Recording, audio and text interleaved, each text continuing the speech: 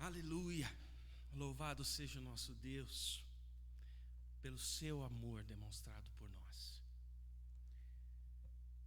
Convido vocês a, neste momento, louvar ao Senhor através de duas canções.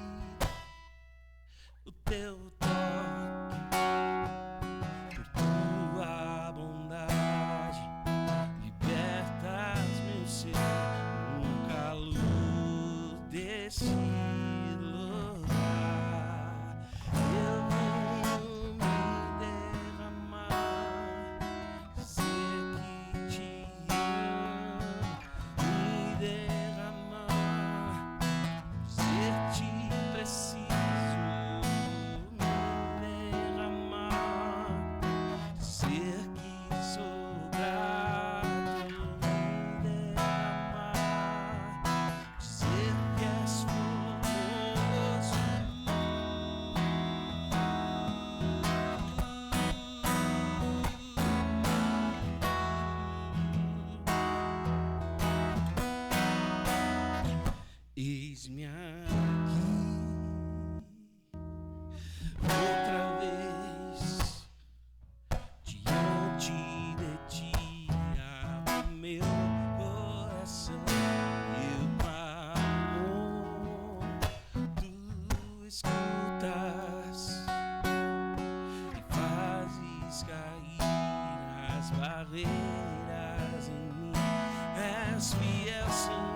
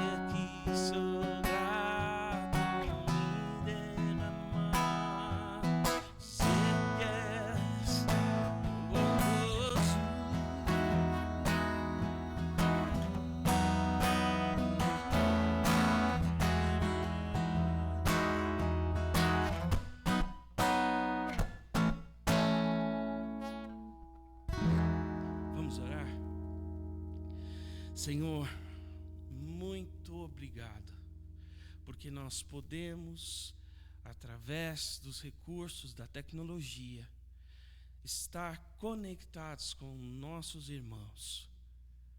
Pai, muito obrigado por este momento em que, pelo teu amor, nós estamos conectados contigo, conectados como comunidade, porque o Senhor nos amou primeiro.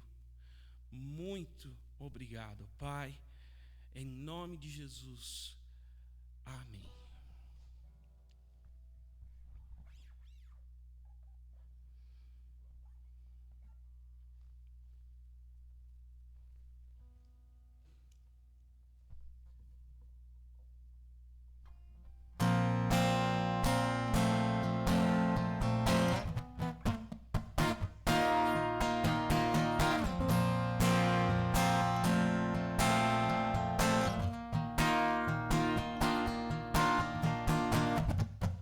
Meu amor por ti, quero celebrar tua graça em minha vida.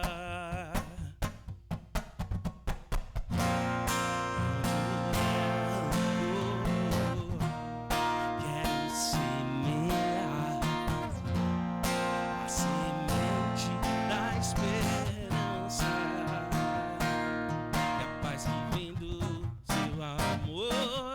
É o que pode transformar o choro em alegria. O teu amor pode transformar, só a tua graça pra libertar. Verdadeira alegria, esperança sem fim. Jesus, eu te quero e não em mim. Só o teu amor pode transformar, só a tua graça pra libertar. Verdadeira alegria, esperança sem fim. Jesus, eu te quero e não em mim. E toda tristeza derramar diante do teu trono de graça. Em gratidão adorar e o teu amor proclamar. E em gratidão adorar e o teu amor proclamar. Meu amor por ti, quero celebrar tua graça em minha vida. Onde houver rancor, quero semear a semente da esperança. E a paz que vem do teu amor é o que pode transformar o choro em alegria. Só o teu amor pode transformar, só a tua graça pra libertar. Verdadeira alegria, esperança sem fim. Jesus, eu te quero e não em mim. Só o teu amor pode transformar, só a tua graça pra libertar. Verdadeira alegria, esperança sem fim. Jesus, eu te quero e não em mim. E toda tristeza derramar diante do teu trono de graça. Em gratidão adorar e o teu amor proclamar. E em gratidão adorar e o teu amor proclamar. Aleluia, Senhor. Louvado seja o teu nome, hoje e para todo sempre. E que agora a tua palavra fale aos nossos corações. Ilumina o coração do nosso querido irmão Luiz Fernando. Em nome de Jesus, ó Deus. Amém.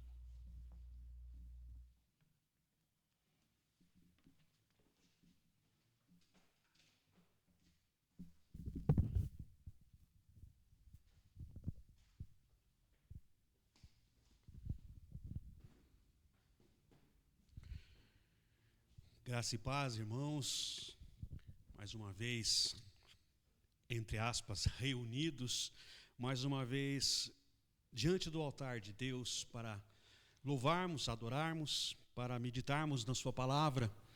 e rogando a Deus que o Espírito Santo esteja trabalhando em nosso coração, esteja nos consolando, nos exortando, esteja nos curando, e esteja nos preparando para vivermos a vida com todas as dificuldades que ela tem apresentado nesses últimos dias. Eu queria convidar os irmãos, nesse momento, para abrirmos a palavra de Deus.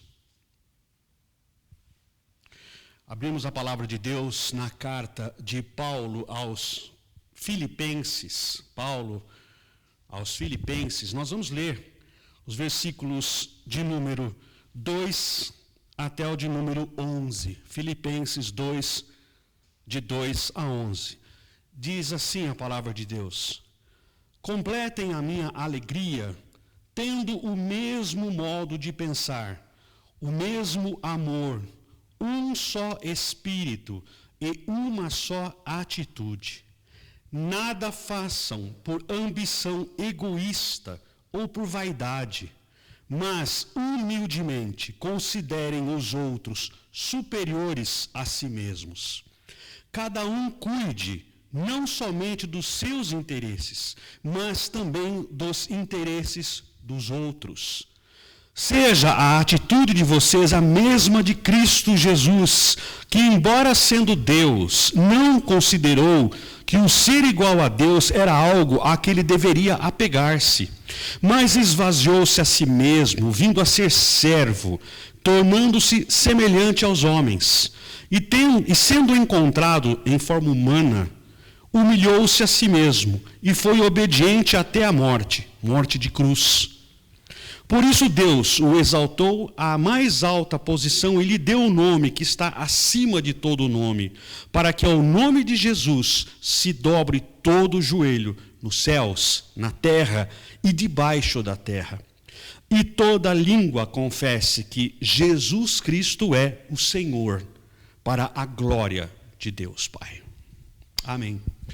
Semana passada nós conversamos um pouco a respeito do propósito de Deus de nos fazer a imagem de Cristo. Nós conversamos a respeito da natureza da nossa salvação, né? Que Deus nos amou e nos escolheu, nos predestinou. Deus nos separou para si e Deus o fez. Deus faz tudo isso com um objetivo apenas. Não que nós mudemos de religião, não que nós mudemos as nossas práticas morais, não para que nós nos transformemos em melhores cidadãos, não que nós nos transformemos em religiosos, mas Deus assim o fez, para que nós sejamos transformados à imagem e semelhança do seu Filho Jesus. E nós vimos então que a palavra de Deus nos diz que em todas as coisas Deus trabalha, Deus colabora para o bem daqueles que são chamados de acordo com a sua vontade, aqueles que foram chamados para serem transformados à imagem do Filho do seu amor. Gostaria de continuar um pouco essa conversa com os irmãos hoje, com base nesse texto aqui. Uma coisa é nós concluirmos que Deus nos chamou para que nós sejamos a imagem de Jesus. A pergunta é, e na prática, como é que isso funciona? Na prática, como é que nós nos tornamos a imagem e semelhança de Jesus? Qual é a evidência palpável que nós possamos constatar na nossa vida para que nós possamos responder à pergunta, sou ou estou me tornando mais semelhante a Jesus ou não? E com relação à igreja, com relação à nossa comunidade, como é que nós podemos avaliar na prática se estamos andando, se estamos trilhando o caminho da salvação que nos foi proposto pelo Senhor, de nos transformarmos dia após dia em imagens e semelhanças do seu Filho Jesus. Talvez nós possamos derivar desse texto algumas indicações de como é que isso funciona na prática. Veja que o apóstolo Paulo, em primeiro lugar, ele nos conclama a unidade. Ele nos conclama a termos apenas um modo de pensar, um mesmo amor e apenas um Espírito. Ou seja, a primeira evidência de estarmos sendo transformados à imagem e semelhança de Jesus como comunidade é a unidade. unidade de pensamento, unidade de propósito, unidade de interesses, unidade de caminhos. Ou seja, o mundo de hoje tem conhecido uma situação de polarização. Polarização é uma palavra da moda. A polarização, ela nada mais é do que o fato de que as pessoas vão se dividindo, assumindo posições contrárias umas às outras em questões relativas a opiniões políticas, opiniões ideológicas, filosofias de vida, comportamentos morais. Até aí tudo bem, somos seres diferentes uns dos outros e o direito a opiniões próprias é um direito que nos foi garantido pelo próprio Deus. Não somos robôs. Deus nos deu a capacidade de pensar e deu inteligência suficiente para que nós tenhamos as nossas próprias ideias. Mas o problema da polarização não é esse. O problema da polarização é que ela nos diz o seguinte, que a minha ideia é melhor que a sua. A minha opinião é superior à sua. Eu estou certo, você está errado. E a partir disso, então, nós começamos a ou tentar convencer os nossos interlocutores sobre a nossa posição, sobre a verdade que nós temos na nossa mão, contra a mentira que está na mão do outro, na mente do outro. E quando nós não conseguimos fazê-lo, ou nós desprezamos esse outro, como sendo alguém menor, como sendo alguém cuja capacidade de entendimento não atinge o nosso nível de entendimento. Ou então nós perseguimos o outro, nós queremos destruir o outro, nós queremos dizimar o outro, nós queremos apagar o outro do nosso caminho. Já que ele não consegue nos acompanhar, já que ele não consegue concordar conosco, então nós vamos eliminá-lo do nosso horizonte. Isso é polarização. E basta que os irmãos naveguem um pouco pelas redes sociais, que os irmãos assistam um pouco à TV e vão observar isso como um ambiente reinante na sociedade moderna. E infelizmente isso também é verdade com relação ao corpo de Cristo, com relação à igreja. Irmãos criticando, irmãos ofendendo irmãos em público. Irmãos perseguindo irmãos ideologicamente em público, comprando a filosofia polarizante do mundo, comprando o pensamento mundano que diz que nós temos a necessidade de ter a nossa disposição a verdade sobre tudo. E a nossa verdade, é a verdade absoluta. A nossa verdade é melhor do que a verdade do meu irmão. E isso acaba extrapolando para a vergonha de nós como corpo de Cristo. Porque expõe para o mundo, expõe para os principados e potestades, inclusive, a nossa incapacidade de vivermos o Evangelho do Senhor Jesus. A exortação da palavra de Deus, aqui através do apóstolo Paulo, é que nós vivamos a vida cristã de tal maneira que nós reflitamos a imagem de Jesus que Deus está colocando em nós, que Deus está trabalhando em nós. Ou seja, viver a vida a partir do reino de Deus, na direção de nos transformarmos em imagem e semelhança do Filho de Deus, implica revertermos esse processo de polarização que nos coloca uns contra os outros em torno de nossas meias verdades como se fossem verdades absolutas. Implica reverter esse processo de separação, de esgarçamento da igreja, em que nós não conseguimos mais manter comunhão uns com os outros, porque abrimos mão da verdade absoluta que é a palavra de Deus, que são os preceitos do reino de Deus, para abraçarmos os preceitos dos homens e tornarmos os preceitos dos homens verdades absolutas a partir das quais nós achamos que encontramos a maneira certa de viver, a maneira certa de pensar, a maneira certa de opinar. Esse, infelizmente, é o diagnóstico que nós podemos identificar na sociedade moderna, e esse, infelizmente, é o diagnóstico que nós podemos identificar em grande parte da comunidade evangélica do presente, em grande parte da comunidade evangélica brasileira e no mundo afora. Divisão, polarização, ofensas gratuitas, perseguição ideológica, perseguição teológica. Mas a palavra de Deus que nos diz que nós devemos viver a nossa salvação, colocando-nos à disposição de Deus para sermos transformados à imagem e semelhança do seu Filho, e que Deus está trabalhando ao nosso redor em todas as coisas para que esse objetivo seja cumprido, ela nos conclama a vivermos em unidade, tendo apenas um interesse, tendo apenas um só Espírito, tendo apenas um só amor, uma só alegria. Sim, ok, mas então o que é que nós podemos fazer para sairmos desse ciclo vicioso de divisão, de polarização, de quebra da unidade, de falta de amor? A Bíblia nos dá a solução. Paulo é muito claro. Humildemente considerem os outros superiores a si mesmos, cada um cuide dos interesses dos outros, não apenas dos seus próprios. E aí ele vai dar a chave. Tenham em vocês a mesma atitude que houve em Cristo. A receita é simples: Jesus Cristo. Porque tudo começa nele, tudo passa por ele, tudo vai terminar nele. A receita é uma só. Tenham o mesmo pensamento, o mesmo sentimento, o mesmo interesse, a mesma atitude do Senhor Jesus. Sim, mas então, o que isso significa? Primeiro, Paulo diz que Jesus, em que pese, embora, não obstante, seja igual a Deus, ele abre mão disso. Ele não se apega a essa igualdade com Deus, não se apega a este direito, mas ele abre mão disso tudo e nasce entre nós. Ele abre mão de todo o privilégio da divindade e se transforma num simples ser humano.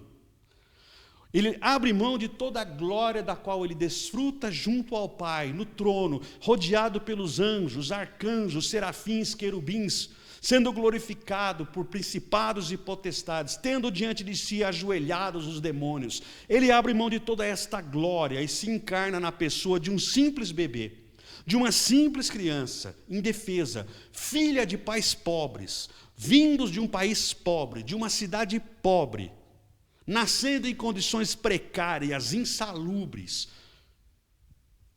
O Rei da Glória, o Rei dos Reis, o Senhor dos Senhores, aquele de quem se diz que perante quem todo joelho se há de dobrar nos céus, na terra e debaixo da terra, para declarar que Ele é o Senhor, para a glória de Deus Pai. É Ele mesmo que se encarna na pessoa de um simples bebê pobre. Vive uma vida de homem pobre. Vive uma vida sofrida de gente pobre, no meio de um povo pobre, de uma família pobre, num país pobre. Vive para servir. Ele não vive como um ser humano reivindicando os seus direitos como filho de Deus, mas ele vive como um ser humano que se rebaixa ao nível da servidão. E a Bíblia nos diz que ele foi achado como homem, e em sendo achado como homem, ele viveu para servir. Ele foi também rebaixado à forma de servo, de escravo. Uma simples leitura dos evangelhos nos mostra Jesus como um servo, sempre caminhando e disposto a servir, a curar mais um, a alimentar mais uma multidão, a consolar mais outro, a aceitar mais aquele. Nós vemos então o servo do Senhor caminhando pela Palestina, pela Galileia, pela Judéia, por Samaria, servindo, abençoando, abrindo mão de si. A Bíblia nos diz que muitas vezes Jesus se retirava para lugares desertos para orar e descansar, mas mesmo assim a multidão ia atrás dele. E em nenhum momento nós observamos Jesus fugindo do seu ministério, fugindo do povo para deixar de servir. Muito pelo contrário. Ele sabia que aquele mesmo povo um dia iria gritar diante de Pilatos: crucifica-o! Mas mesmo assim ele estava ali para servir. E jamais se negou a servir. Inclusive aqueles que ele sabia que iam traí-lo. Pior, ainda na forma de servo, caminhando como servo, ele se submeteu à morte. Ele abriu mão da sua divindade, ele abriu mão da sua dignidade para se transformar num servo mas ele abriu mão da própria vida para se deixar pendurar numa cruz. Morreu a morte de escravo, morreu uma morte vergonhosa, que era reservada apenas à ralé da criminalidade da época. A cruz era reservada para os piores dos piores criminosos. E foi desta forma que esse Deus que se fez homem, desse homem que se fez escravo, foi dessa forma que ele morreu. Como um criminoso, como alguém que merecia o desprezo. Alguém para quem os judeus ali estavam na condição de maldito, porque foi pendurado no madeiro. Alguém para quem diante de quem os romanos só tinham motivo para desprezar. Alguém que era objeto de desprezo, era objeto de vergonha, objeto de ignomínia. Não é à toa que os soldados romanos cravaram uma coroa de espinhos em Jesus, de maneira zombeteira, cuspiram-lhe na face, bateram nele, porque era preciso que ele apanhasse realmente, para ele aprender, como um judeu qualquer, como um judeu pobre qualquer, quem é que mandava no mundo. O Rei dos Reis, o Senhor do Universo, ali estava, como homem pobre, como um servo sofredor, e como alguém disposto a se deixar humilhar, e pronto para entregar a própria vida na cruz. Tudo isso por quê? Por mim e por você. Por mim e por você. E é exatamente este o exemplo que o apóstolo Paulo nos dá. É exatamente esse exemplo para o qual o apóstolo Paulo nos aponta, dizendo: se você quer de fato viver como igreja, se você quer de fato saber se você está no caminho da salvação, se você quer realmente saber se você está vivendo e fazendo a vontade de Deus, então não adianta você olhar para você e responder se você pertence a uma boa igreja, se você lê a palavra de Deus todo dia, se você ora todo dia, se você jejua toda semana, se você dá o dízimo certinho. Não é isso. O que Paulo está dizendo, olha, vocês somente podem dizer que estão vivendo a vida que lhes está proposta pelo Senhor, a partir do momento que a vida de vocês reflete a vida de Jesus. E a vida de Jesus é esta aqui. É uma vida em que se abre mão dos próprios privilégios. Jesus abriu mão do privilégio de ser chamado Filho de Deus. Ele abriu mão dos privilégios da divindade. É uma vida em que se está disposto a se rebaixar. Ele se tornou um homem pobre num país pobre. É preciso abrir mão dos privilégios. É preciso ter no coração, imbuído no coração, o desejo e a disposição para nos rebaixarmos. Mas é preciso ter no coração a disposição para servir.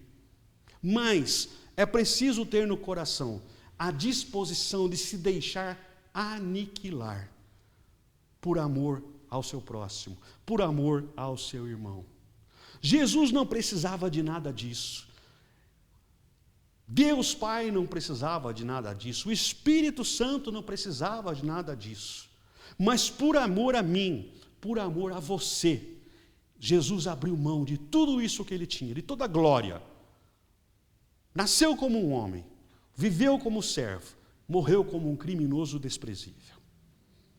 E o apóstolo Paulo está dizendo para mim, está dizendo para você, olha, quer saber se você de fato é, ou se de fato você está vivendo no centro da vontade de Deus e se deixando transformar na imagem do Filho de Deus, compare a sua vida com a vida de Jesus.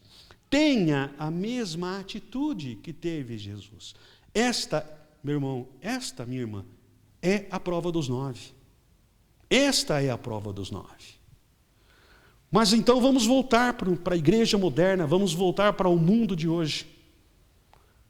Será que nós podemos hoje olhar para a igreja? Será que nós podemos olhar para a nossa comunidade? Será que nós podemos olhar para a nossa vida e identificar essa mesma atitude que houve em Cristo Jesus? Nós estamos muito mais prontos para defender os nossos privilégios. Nós estamos muito mais prontos a defender os nossos próprios interesses. Se o meu interesse conflita com o seu interesse, então o meu interesse tem que prevalecer. Se a minha vontade conflita com a sua vontade, primeiro a minha vontade. Se as minhas ideias conflitam com as suas, então primeiro as minhas ideias. E o apóstolo Paulo diz de forma muito clara e categórica: humildemente considerem os outros superiores a si mesmos. É difícil, meu irmão, é difícil. Porque o pecado, ele procura nos fazer viver de uma forma completamente oposta a esta proposta pela palavra de Deus. O diabo quer nos fazer sentir sempre melhores. O diabo quer nos fazer sempre nos sentirmos superiores aos demais. O diabo quer nos fazer sentir que, por mais que às vezes as pessoas nos humilhem, vai chegar a hora que nós vamos nos ser exaltados e Deus vai nos honrar, e aqueles que nos perseguiram vão olhar para nós e vão dizer: ele é um escolhido. Como diz uma música muito famosa no mundo evangélico. Essa não é a atitude que Paulo, essa não é a atitude que a palavra de Deus espera que nós tenhamos. A palavra de Deus é clara no sentido de que a nossa vida cristã, a nossa jornada com o Espírito Santo, ela é avaliada a partir da nossa atitude, se ela está em linha com a atitude do Senhor Jesus, ou não. Cada um considere superior o outro, superior a si mesmo. Cada um cuide não dos seus próprios interesses, mas também dos interesses dos outros. O crente é gozado. O crente, ele muitas vezes se preocupa muito com a vida dos outros, mas não com o interesse dos outros. É uma coisa muito diferente. Uma coisa é você cuidar da vida do seu irmão, outra coisa é você cuidar dos interesses dele. Porque as pessoas olham umas para as outras e se julgam superiores às outras, e se julgam no direito de julgar a vida dos outros, de classificar os outros, de rotular os outros. Ah, você é isso, ah, você é aquilo, ah, você pensa dessa forma porque você é um esquerdopata, ah, você pensa dessa forma porque você é um bolsominion, para usar as palavras da moda, para falarmos o português claro. Ah, você pensa assim porque você é ignorante, ah, você pensa assim porque você nunca estudou teologia.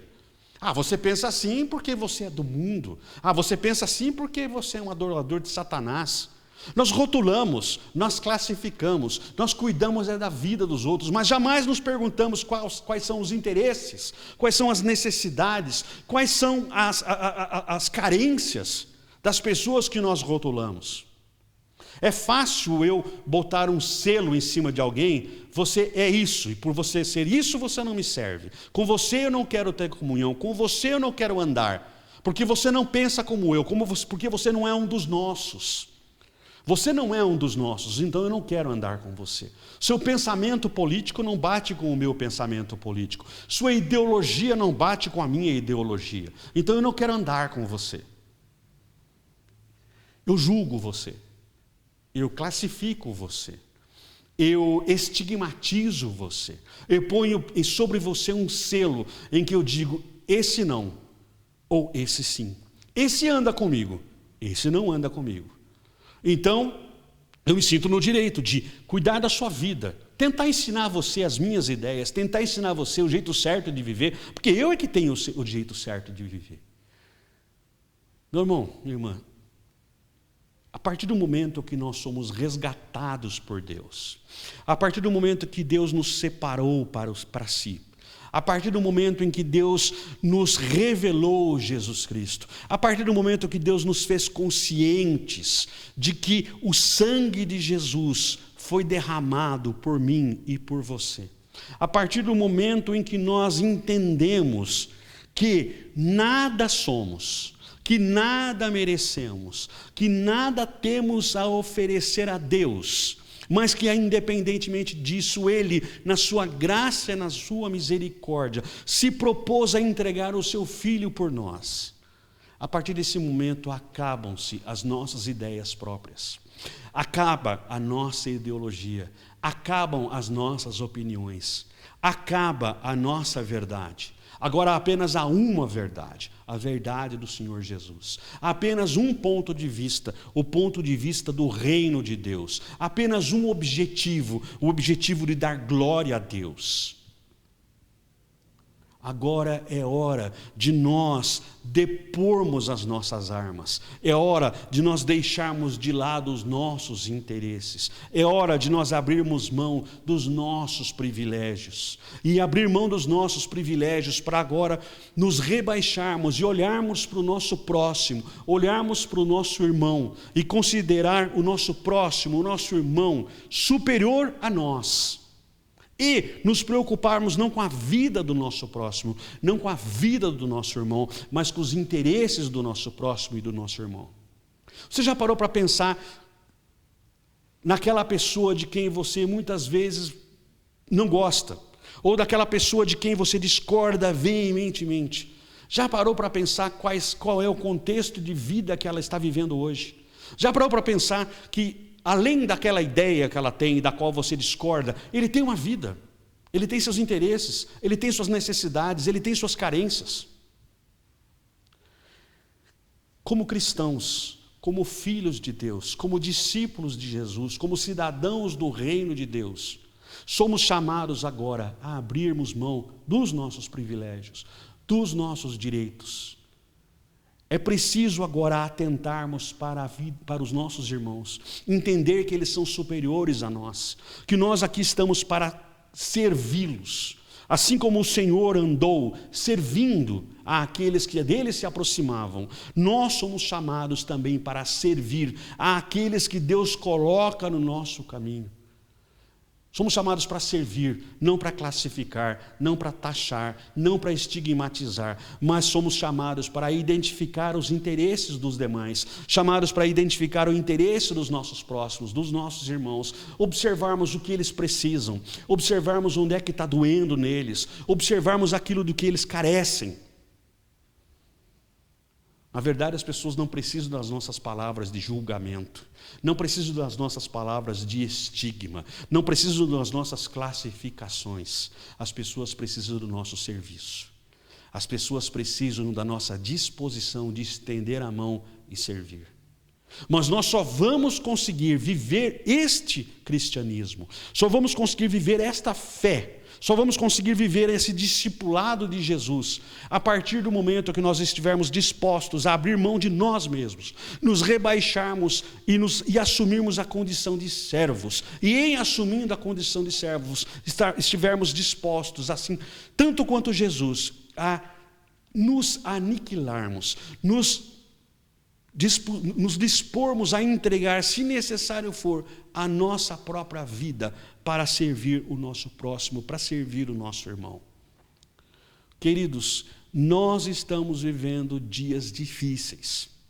Pessoas queridas nossas, próximas de nós, estão perdendo entes queridos, estão perdendo seus empregos, estão perdendo o seu sustento, estão passando depressão, estão passando momentos de angústia, momentos de tristeza. E essas pessoas não precisam do nosso julgamento, não precisam da nossa análise filosófica, não precisam das nossas opiniões políticas, não precisam das nossas sugestões estapafúrdias para resolver os problemas do mundo. Essas pessoas precisam do nosso serviço, precisam do nosso amor, precisam da nossa disposição para estender uma mão, para oferecer um ombro para chorar, para oferecer um prato de comida, para oferecer uma cesta básica, para oferecer um lenço para enxugar as suas lágrimas. Essas pessoas estão precisando de colo, estão precisando que nós nos rendamos e nós nos entreguemos a elas. Porque Deus nos tem chamado para servir, e Deus nos tem capacitado a prestar esse serviço.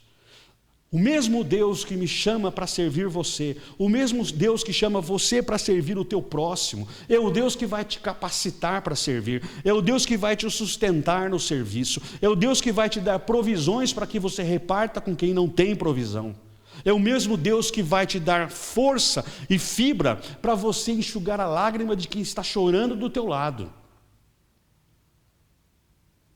Deus nos tem chamado para que nós sejamos a imagem e semelhança do seu Filho Jesus. Deus tem trabalhado em todas as circunstâncias, em todas as coisas, para atingir este propósito. Ele me escolheu, Ele te escolheu, e essa escolha não tem volta. Partiu dele e é por causa da vontade dele.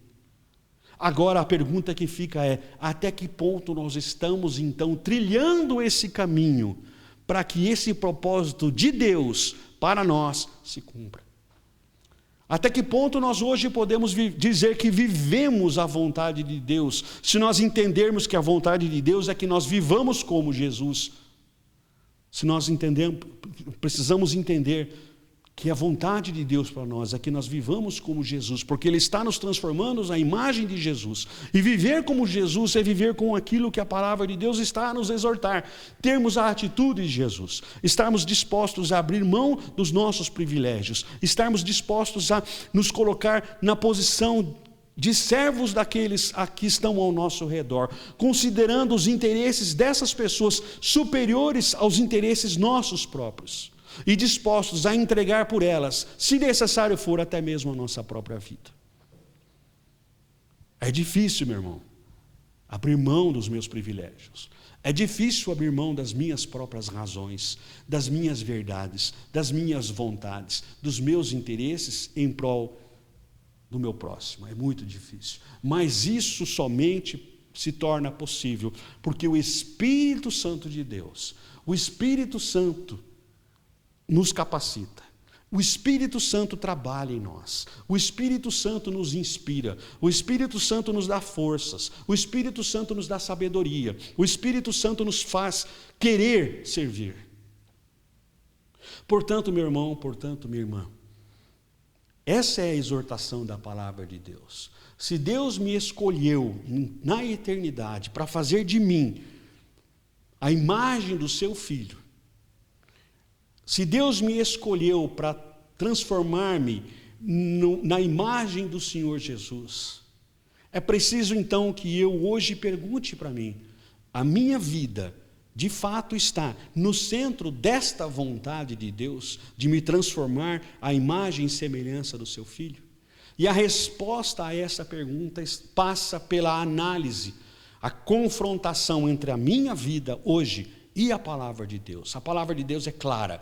Você somente pode dizer que está vivendo no centro da vontade de Deus se você puder comparar a sua vida e a atitude do seu coração com aquilo que foi a atitude do coração de Jesus. Se você puder dizer: estou disposto a abrir mão de mim, abrir mão dos meus privilégios, abrir mão dos meus direitos, abrir mão das minhas ideias, vontades, pensamentos, verdades, como o Senhor Jesus abriu mão do seu privilégio e do seu direito de estar assentado à direita de Deus. Se eu puder abrir mão do meu desejo de ser servido e estar disposto a servir, se eu puder dizer: estou de fato disposto a servir as pessoas, estou disposto a servir o meu próximo, servir os meus irmãos, pouco importa aquilo que eu pense deles, que eu pense das opiniões deles, que eu pense da vida deles, eu estou disposto a servir, assim como o Senhor Jesus andou e serviu a todos aqueles, inclusive aqueles que ele sabia que iriam traí-lo,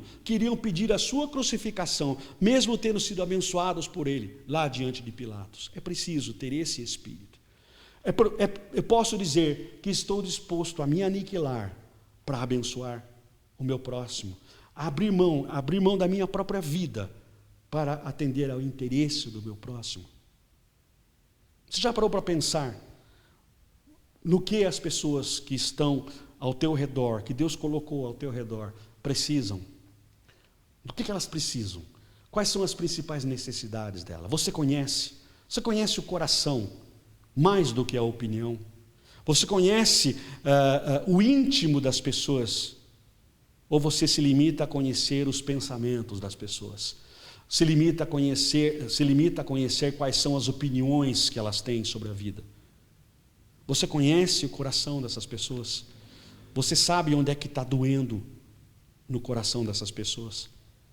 Você está disposto a estender a mão, inclusive para aquelas que se apresentam como seus inimigos, a amar o seu próprio inimigo, estender a mão para servi-lo, para suprir as suas necessidades, suprir as suas carências, respeitar as suas vontades?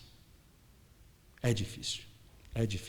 Mas se nós quisermos entender, se nós quisermos responder para nós mesmos, lá no nosso espelho, se estamos ou não nos transformando à imagem do Senhor Jesus, nós precisamos parar Precisamos olhar para a palavra de Deus, tirarmos as nossas máscaras e termos a coragem de analisar a nossa vida a partir desse critério.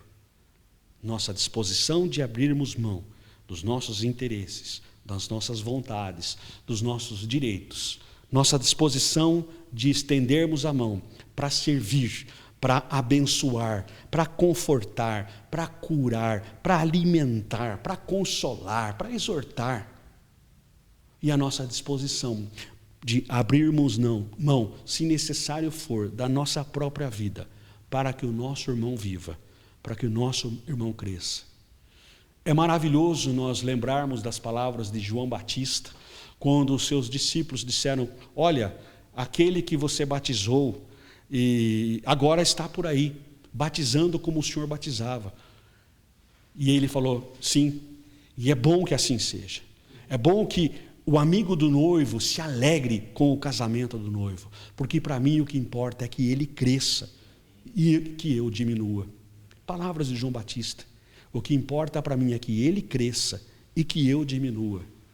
Meu irmão, minha irmã, que essas palavras de João Batista possam resumir isso tudo que nós estamos falando aqui.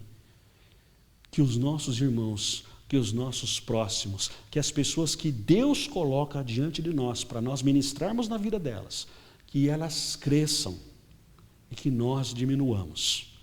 Se nós pudermos assumir como verdade esse desejo no nosso coração, então nós podemos ficar tranquilos e saber que de fato estamos caminhando de acordo com a vontade de Deus. Mas se o desejo de que o outro cresça e que nós diminuamos não for o critério do nosso coração, então nós temos motivos para nos preocuparmos.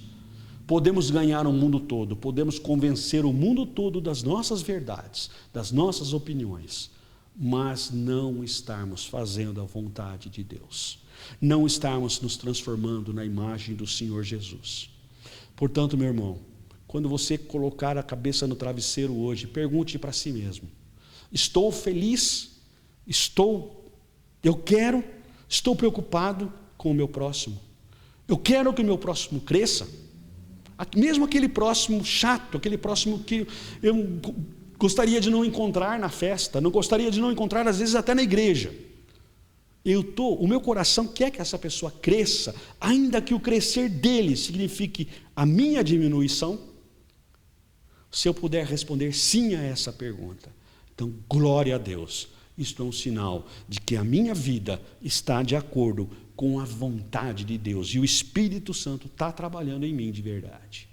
Agora, se eu não puder responder de forma afirmativa a essa pergunta, então é bom que eu coloque sim a cabeça no travesseiro, ou então os joelhos no chão, peça perdão a Deus e rogue a Ele que o Espírito Santo trabalhe em nosso coração e reverta as nossas ordens de prioridade, reverta as nossas ordens de interesse e nos transforme em instrumentos dispostos a servir aqueles que estão perto de nós.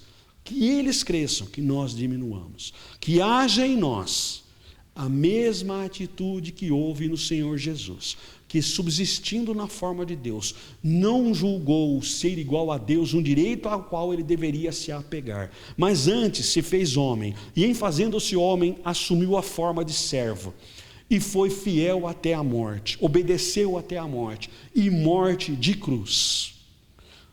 Tudo isso com um único objetivo, para que no último dia, todo joelho se dobre, toda língua confesse, nos céus, aqui na terra e até mesmo nas regiões mais profundas do inferno, que Jesus Cristo é o Senhor.